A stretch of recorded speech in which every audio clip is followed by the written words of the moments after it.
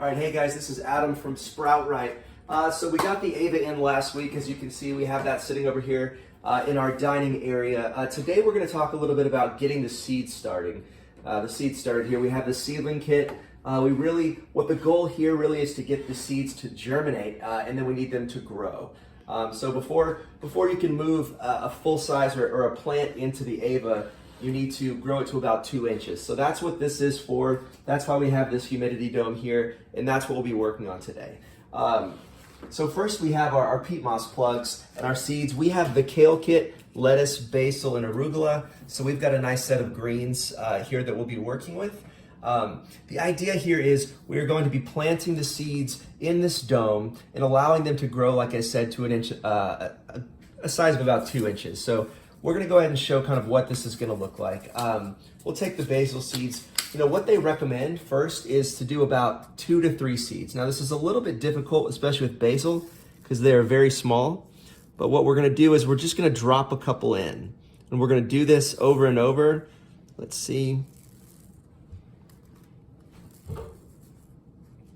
All right, perfect. So we got those in, and we're going to do that for the remainder of the slots here. Really fill up this dome. That way we have a maximum success rate so that they may not all germinate, but we'll get as many as we can and transplant those into the AEVA. All right, so we've gone ahead and put the seeds in, all 18 of the peat moss pods. So we've gone ahead and used all of those just to maximize our odds of success here. If you look closer, you can see a couple of the seeds that have down in there. So we're ready to go. So what we're going to do next is we're actually going to, and another cool little note here is I went ahead and just labeled these with a K, an L, an A, and a B, so I know which seeds are which moving forward, and we can keep track of it. So now what we're supposed to do is we're supposed to remove this and fill the bottom tray, the reservoir, up about halfway. And what we're going to do is we're going to soak then the tray and let those peat moss plugs really absorb some of that water for about 20 minutes. And this is something you're supposed to do twice a day. And if you look down in there, you can see how some of the water is seeping up into the empty holes, and that's really going to allow the peat moss to absorb some of the water. So we're going to let that sit for about 20 minutes and then pour out the reservoir and just let it do its work.